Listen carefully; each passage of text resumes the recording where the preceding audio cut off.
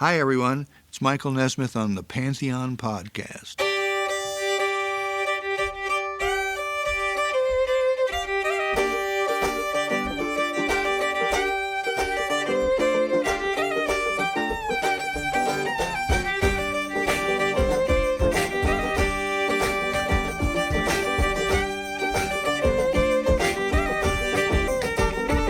While he was scheming, I was beaming, and his beamer just beaming. Can't believe that I caught my man cheating. So I found another way to make him pay for it all. So I went to Neiman Marcus on a shopping spree, and on the way grabbed Soleil and Mia. Rhiannon Giddens is her name. Not exactly a household yet, but she's pretty well known to aficionados of traditional folk and country music, music that falls under the generic umbrella of Americana. Rhiannon calls it string band music. She doesn't have much use for genres or labels. She puts it this way: tradition is a guide, not a jailer. In that same interview on National Public Radio, she reminded listeners that banjo music was invented by enslaved Africans in the Caribbean and North America. Born in 1977 in Greensboro, North Carolina, Rhiannon is multiracial. Her father is of European ancestry, while her mom has African American and Native American roots. She was a remarkable kid, honors student in high school. She excelled at math and science. Rhiannon went on to Oberlin College, where she studied opera, graduating with honors in 2000. In 2017, Rhiannon Giddens received a MacArthur Foundation Genius Grant. The award cites her work reclaiming the contributions of black individuals in country and folk music. Rhiannon plays multiple instruments, most notably banjo and fiddle. She's founding member and lead singer for an all-black string band, the Carolina Chocolate Drops. The Drops have 7 albums out, and they bagged a Grammy in 2011 for Best Folk Music Album. That cut we opened with, Hit 'Em Up Style, is one of their better-known songs. It's an absolute hoot, a bluegrass reimagining of Blue Cantrell's R&B hit from 2001. Ms. Giddens also has 5 superb solo albums out. Michael Abels and Rhiannon Giddens won a Pulitzer Prize in music last year for an opera they composed together called Omar. She's also written music for film and ballet. On her solo records, she's collaborated with the likes of T-Bone Burnett, Jason Isbell, and Elvis Costello. This is one impressive individual.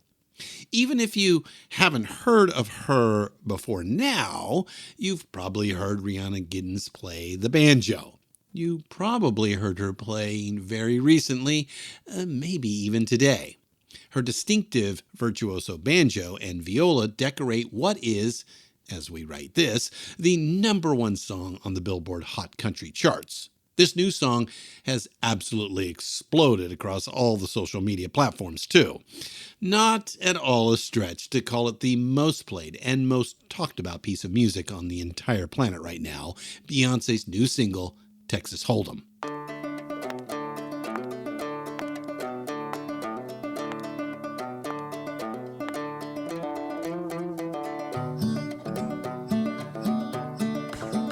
This ain't Texas, ain't no hold'em. So lay your cards down, down, down, down. So park your Lexus and throw your It's one of 2 songs Beyoncé released on Super Bowl Sunday. The other one is called 16 Carriages. They'll inhabit her next album, which might be titled Renaissance Act 2, but that's just speculation. It's scheduled for release in late March. Beyoncé confirmed it will be a country album, and that's about all anyone really knows about it right now. We're looking forward to it. Given Beyoncé's track record, this will be her 8th studio album, and she hasn't made a bad one yet. And given that people like Rhiannon Giddens are a part of this project, pretty good chance the next Beyoncé release is gonna kill. Can't wait.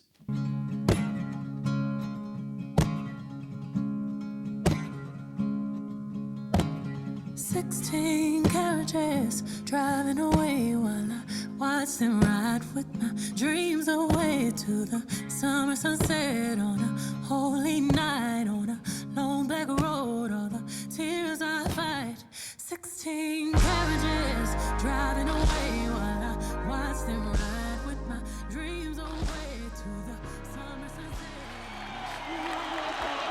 This podcast is intended to be education and commentary. It will discuss adult themes and may use coarse language. Pantheon Podcasts presents Rock and Roll Archaeology with host Christian Swain.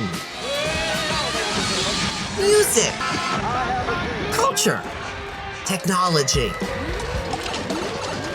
and rock and roll.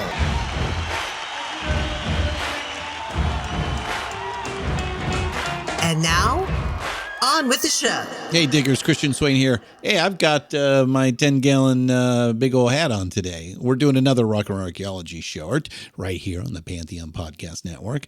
A little about country, a little about soul, and a little about how they're really all just the same darn thing. This short ties in pretty strongly with Chapter 5 of the Rock and Roll Archaeology Big Show, The Ballad of Bob and J.R. We're actually kind of proud of that one, so if you want to go back and listen to it again, that would not bother us, not one bit. All of our shows are at rockandrollarchaeology.com. Just hit the link that says listen, and it'll take you right to them. Or you can find it on your favorite podcast listening app. Don't forget the support link.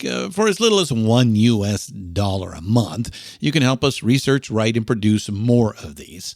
All our Patreon friends get early access to ad-free episodes, and we do regular drawings for free books, posters, and other rock and roll swag, so keep an eye out for that. Richard blogs on Medium, and our own Jerry Danielsen has gone Hollywood. He's currently working on a film score. We'll keep you updated on that as it becomes widely available. We're big fans of the incredible online archive called Rock's Back Pages, a great resource for all you rock and roll archaeologists out there in podcast land. That's rocksbackpages.com. All right, next up, we're seeing a nice little uptick in the social media activity, and we thank all of you for that. The Facebook group is starting to pop. So invite friends and family, like-minded folks you might know from online, so we can keep this rolling. More is more. Okay, now a little setup for this episode. In the year 2023, according to Inside Radio, country songs constituted 25% of the tracks featured on the Hot 100. That list takes in online streaming and terrestrial radio. Country music surpassed adult-oriented rock, or AOR, a couple of years back. Last year, it passed up hip-hop in terms of aggregate chart popularity. This trend is persisting into the year 2024. Country music is now second only to pure pop. Now, this is all marketing stuff. Labels and genres are just artificial constructs. We'll have more to say about this towards the end of the podcast. What's really going on is much more complex and much more interesting than these oversimplified aggregate numbers. But there is something here, and we're confident about that. Country music is on the upswing. More folks of all ages are streaming it and buying tickets. And there is an exciting new generation of country artists who are very loudly and very deliberately working outside the Nashville Pop Country establishment. New stars like Tyler Childers, Sturgill Simpson, and Molly Tuttle. Dozens of lesser-known but equally good country and folk acts. New faces, and some old favorites coming back to their true roots. It's been labeled the Alt Country Revolt, and we are all in for it. So we thought it might be interesting to look at the changing face of country music and how we got here. And we're not really surprised that a big pop soul star like Beyoncé, who grew up in Texas, immersed in rodeo culture and Zydeco music, is about to drop a country album. So let's discuss. Friends, here goes another RNRA short, and we're calling this one Celebrating Country Soul. 2, 3, 4. Well, things have been a little complicated. Quality life has got me down. Well, sex is cheap and talk is overrated. And the boys and me still working on the sound. Well, a little happiness, a little love was all I wanted. Since the beginning of the U.S. recording business in the early 1900s, industry leaders created and policed what Carl Hagstrom Miller calls a, quote, musical color line. This musical color line paralleled the rise of Jim Crow segregation. During this period, white Southerners were labeled hillbilly or old time, regardless of their musical influences, while black Southerners of all stylistic stripes got clumped together under the category of race music. Country and soul were the direct descendants of these two genres. That's Professor Charles Hughes of Rhodes College in Memphis. Going all the way back to episode 4 of our main show, we've leaned heavily on the good professor's 2015 book, Country Soul, Making Music and Making Race in the American South. We even swiped a part of the title for this short. Country Soul really is a must-read. We cannot recommend it enough. A quick aside here, country music evolved from European folk music and traditions, in particular Celtic music brought over by America's poor white immigrants. That's a commonly told story. That's not wrong, but it's not the whole story either. African influences are very much a part of the mix, and have been from the very beginning, and that part of the story needs to be told more. Rhiannon Giddens, the terrific musician we profiled in the opening segment, embodies this blend of traditions. Back to Country Soul. While laying out some of the history, Professor Hughes argues, very persuasively, that all through the 20th century and well into this century, record companies and broadcasters racially segregated country and soul. They were marketed and sold as distinct and mostly incompatible genres. But in reality, they are tightly intertwined traditions that have always borrowed heavily from each other. And many of the practitioners, the working musicians who actually made the records, moved easily between the two. They recorded soul music in Memphis and Muscle Shoals, threw their gear in the trunk, and drove a few hours to Nashville to play on country records. It was all the same stuff to them. File that idea away. We're going to come back to it. Well, the folk scene's dead, but he's holding out in the village. He's been writing songs, speaking out against wealth and privilege. He says, I don't believe in money, but a man can make him a killing. 'Cause some of that stuff don't sound much different than Dylan. I hear down there, it's changed, you see. Well, they're not as backward as they used to be. He's gone country. Look at them boots. He's gone country. In the mid-90s, country music hit a new peak of popularity in America. At its highest point, around 70 million people, suburban moms, college-educated professionals, even teenagers, would tune into country music radio each day. The charts were ruled by ruggedly handsome, video-friendly guitar slingers in tight jeans and cowboy boots. They were called hat acts, as in big hat, no cattle. The women performers, think Shania Twain or Faith Hill, were sexy but wholesome divas with big arena rock voices that reached all the way out to the cheap seats. They blended charming tales of county fairs, pickup trucks, and achy-breaky hearts with rock and roll production values.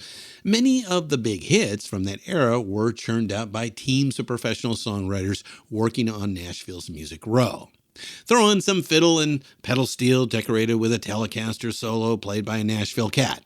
Radio programmers dubbed it hot country, and audiences ate it up. Even in city slicker markets like LA and New York, country music radio surpassed rock and hip-hop programming. CD and concert ticket sales kept pace. Lots of rock and pop musicians decided to get in on the action and put out country-flavored material. A lot of it was clout chasing, calculated and phony, and it sounded that way. Big hat and no cattle, been forever since I sat in the saddle. In fact, I never rode a horse in my life. I'm just an urban dude in country duds. I wear Tony Lama boots and I drive a truck. I line dance every Saturday night down at the Bushwhacker Pub. Big hat, no cattle, been forever since I sat in the saddle. In fact, And some of that 90s country was really good. We especially like the neo-traditional country music, that stuff was happening in the 90s. Records with a little mud on the tires that also managed to be crafty and polished. Think Lyle Lovett and Dwight Yoakam. They put out really fine albums in those years. Lucinda Williams, the same. That was also when the legend herself, Dolly Parton, left L.A. and went back to Tennessee. She then put out some of her best music yet. Throw out a couple more examples. The Chicks' first release on a major label was in 1995. The Mavericks had like a dozen hit singles all through the 90s. They were everywhere and are still great. Then came September 11th, 2001. Can't see nothing in front of me. Can't see nothing coming up behind. Make my way through this darkness. I can't feel nothing but this chain that binds me. Lost track of how far I've gone.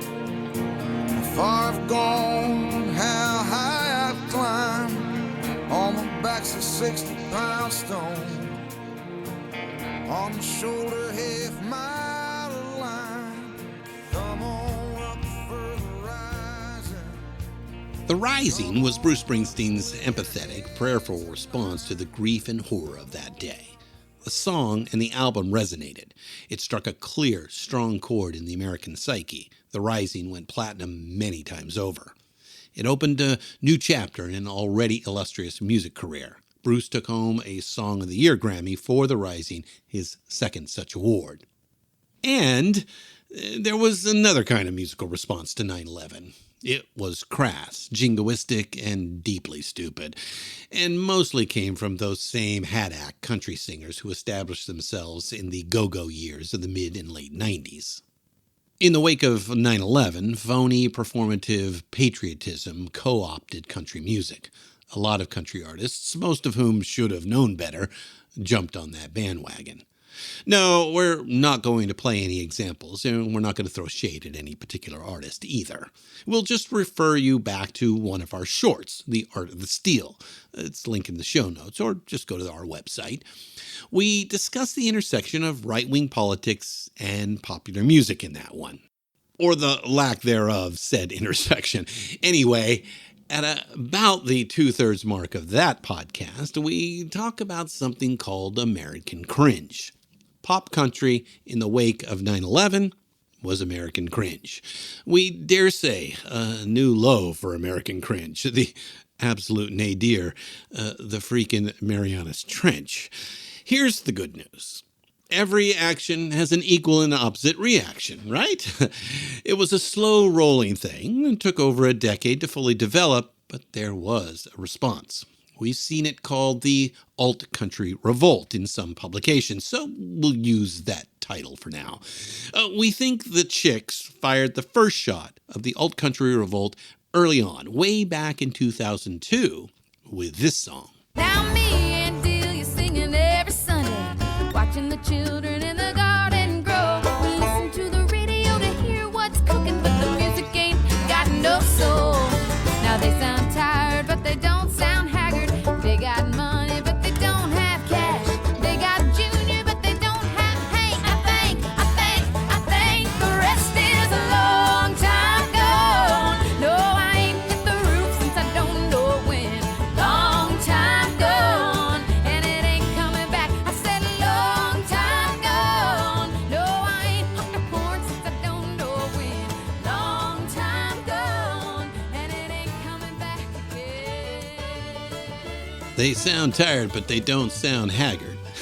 They got money, but they don't have cash. Bullseye. The Chicks called it out.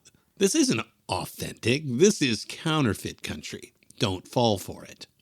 Long Time Gone was another big hit for the Chicks, but it definitely offended some folks.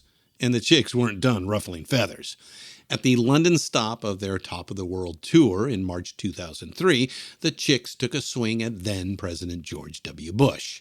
Singer Natalie Maines, born and raised in Lubbock, said Bush made her feel ashamed to be a Texan and sharply criticized the impending Iraq invasion.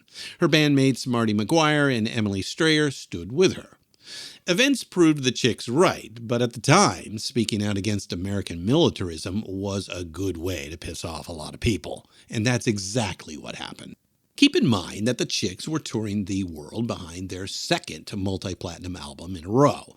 Their newest single, Traveling Soldier, was #1 in the UK charts at that moment. They had a huge platform, and immediately Natalie's remarks were everywhere. The backlash was swift and ferocious.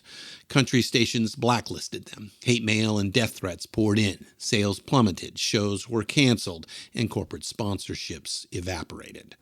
The whole story is vividly told in the 2006 documentary Shut Up and Sing, which we strongly recommend. It was 14 years before the Chicks made another album, Gaslighter, released in 2020. They are still the biggest selling all-female band ever, and there are still venues that will not book them and radio stations that will not play them. We're going to argue something here. The Chicks' integrity, their adherence to principle, and their willingness to take the consequences standing up that created a space for other artists to do the same. We recall a scene in the Taylor Swift documentary Miss Americana from 2020. Taylor is backstage, talking with her family and her PR team. They're trying to talk her out of being more outspoken. She basically replies, and we're paraphrasing here, "Look, I don't want to get Dixie chicked either, but I feel like I have to do this." We'll say it again. The Chicks fired the first shot of the Alt Country Revolt. I've paid a price, and I'll keep paying. I'm not ready to make nice. I'm not ready to back down. I'm still mad as hell, and I don't have time to go round and round and round. It's too late to make it right. I probably wouldn't if I could, 'cause I'm mad as hell. Can't bring myself to do what it is you think I should. I know. She never raises her voice. She's just always calm. That was how Emily Strayer of the Chicks described rehearsing with Beyoncé. Beyoncé's latest single was a country song called Daddy Lessons, off her new album Lemonade. She invited 3 of her fellow Texans, the Chicks, to perform it with her at the 2016 Country Music Awards. It was a stunning performance, blew the roof off the joint. Here's a piece of it, and we'll link the whole thing in the show notes.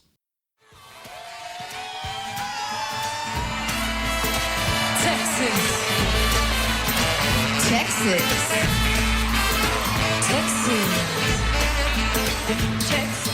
Came into this world, Daddy's little girl. But Daddy made a soldier out of me. Daddy made me dance.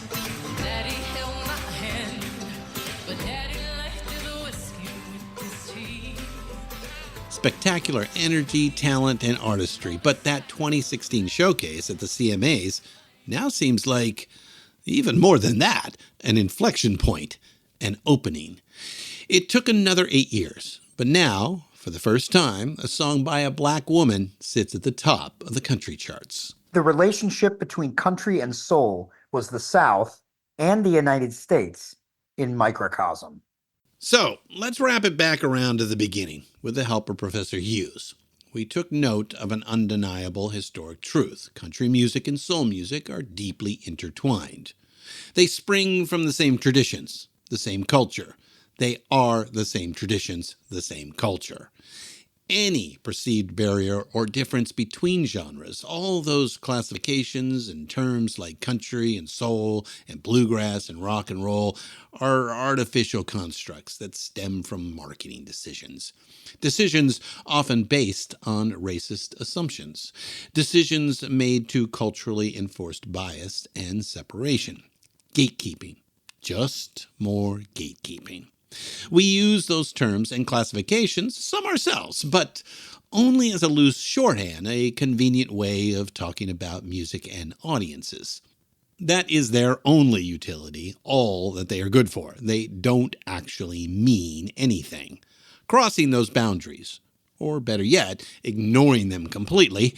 That's what great artists do. That's where the excitement comes from. That's where we get the originality. So, Lyle Lovett and Sturgill Simpson perform with horn sections and tinge their music with black gospel. And now Beyoncé's putting out a hotly anticipated country album. Rhiannon Giddens is reclaiming bluegrass for its African-American founders. And why wouldn't they? It's all the same stuff, all part of the same fabric. The universal sound.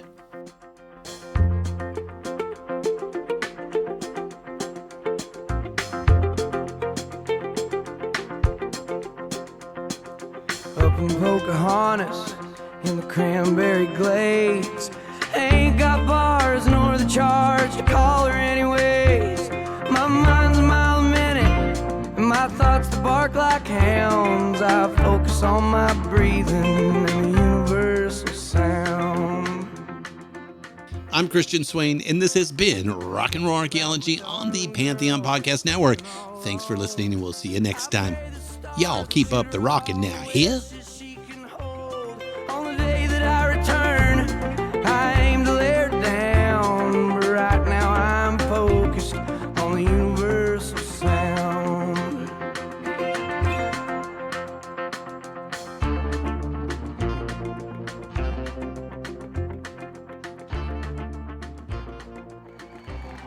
Rock and Roll Archaeology is written by Richard Evans and Christian Swain.